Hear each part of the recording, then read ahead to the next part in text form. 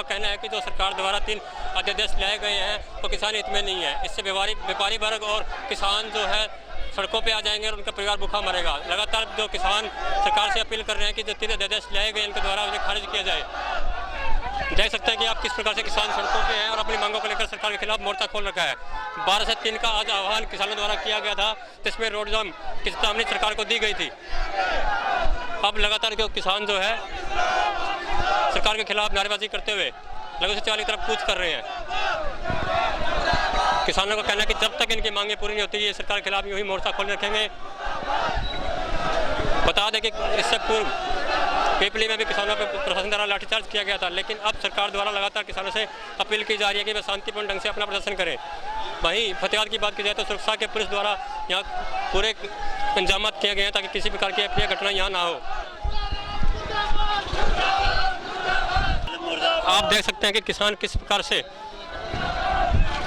सरकार के खिलाफ नारेबाजी करते हुए लघु सचिवालय की तरफ जा रहे हैं।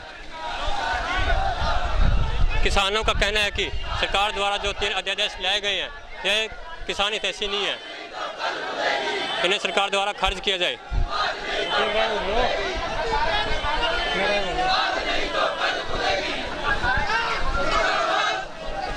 किसान आज सुबह 10 बजे फतेहाबाद अनाज मंडी शेड के नीचे इकट्ठे हुए थे और उसके बाद प्रदर्शन करते हुए लघु सचिवालय की तरफ जा रहे हैं। भुन्ना मोड़ पर किसानों द्वारा कुछ टाइम के लिए जाम भी लगाया गया था। जाम लगाने की स्थिति में प्रशासन के हाथ पांव फूल गए थे। वहीं जो आम नागरिक इससे परेशान ना हो उनके लिए रूट पिवट भी प्रशासन द्वारा करवाया गया था। अब आप देख सकते हैं कि किसान भारी संख्या में इकट्ठे होकर लघु सचिवालय की तरफ जा रहे हैं।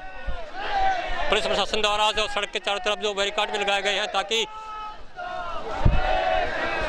यहाँ किसी प्रकार की अप्रिय घटना ना हो। देख सकते हैं कि जो जिला प्रशासन द्वारा या डीसी या एसपी के जो निवास स्थान है यहाँ पे भी जो पुलिस द्वारा पुख्ता इंतजाम किए गए हैं, बैरिकेड लगाए गए हैं ताकि किसान इनके घरों की तरफ कूच ना कर सके।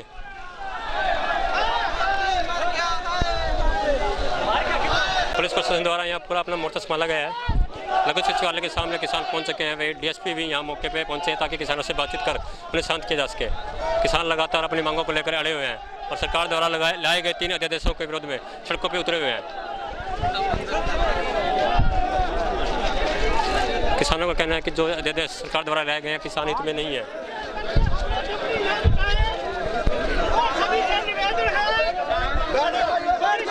किसानों द्वारा जो लघु सचिवालय के सामने रोड जाम कर दिया गया है।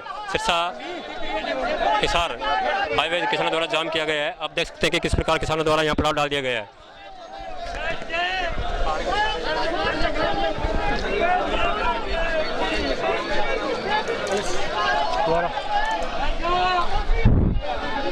जिला प्रशासन द्वारा यहाँ 12 ड्यूटी मजिस्ट्रेट तैनात किए गए हैं। पुलिस प्रशासन ने भी यहाँ अपना मोर्चा संभाला हुआ है। आप देख सकते हैं कि किस प्रकार से किसानों के सामने पुलिस खड़ी है। लगातार डीएसपी किसानों से बातचीत कर रहे हैं। किसानों का 12 से 3 का आह्वान था रोड जाम करने का, उसी कड़ी के तहत आज किसान सड़कों पे उतरे हैं और लघु सचिवालय के सामने जाम किया हुआ है।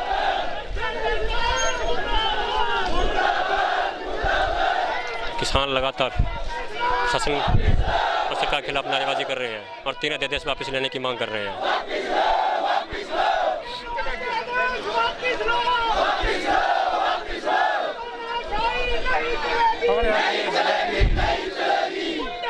आप देख सकते हैं कि किसानों द्वारा लघु सचिवालय के सामने रोड जाम कर दिया गया है।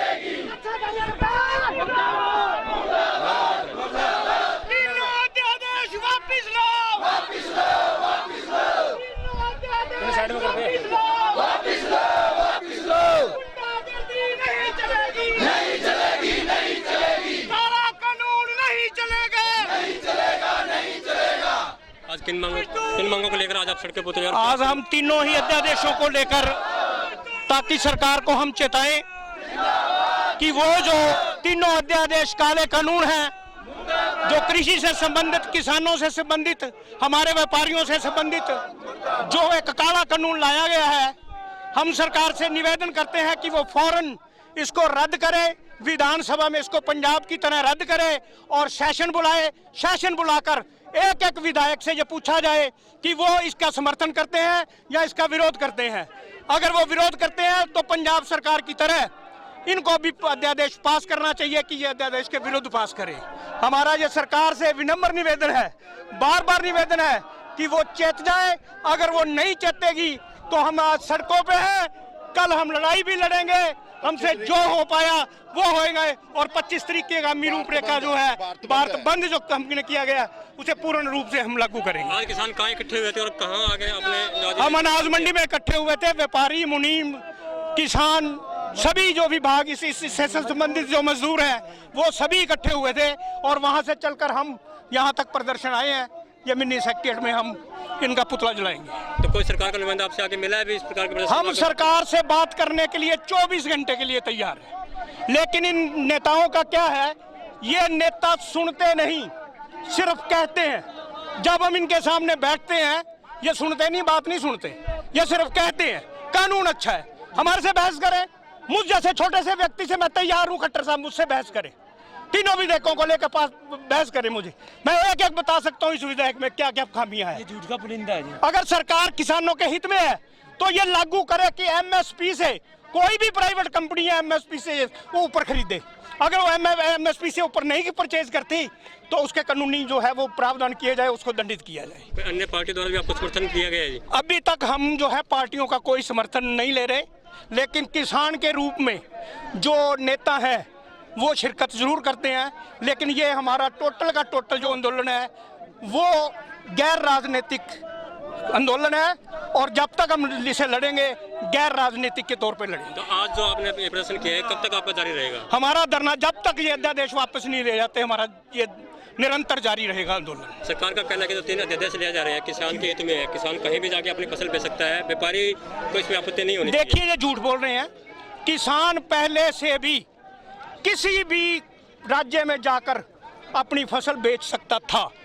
ये कहीं भी कानून दिखाए कि कोई राज्य जो है वो दूसरा राज्य में नहीं परचेज कर सकता या नहीं सेल करता, झूठ बोल रहे हैं जी।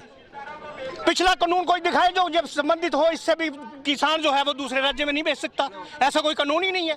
आप कर्नाटक में जाके बेच सकता, किसान अपनी फसल बेच सकता है, उसके पास फर्द होनी चाहिए, फर्द लेकर वो कहीं भी जा सकता, सारे हिंदुस्तान में अपनी फसल बेच सकता। झूठ बोल रहे हैं, कोरा झूठ बोल रहे हैं। आज मनोहर लाल खट्टर ने भी एक ट्वीट करके कहा है कि जो किसान और व्यापारी जो है विपक्षी दलों के बहकावे में ना आए, सरकार उनके साथ है। हम किसी विपक्षी के बहकावे में नहीं है।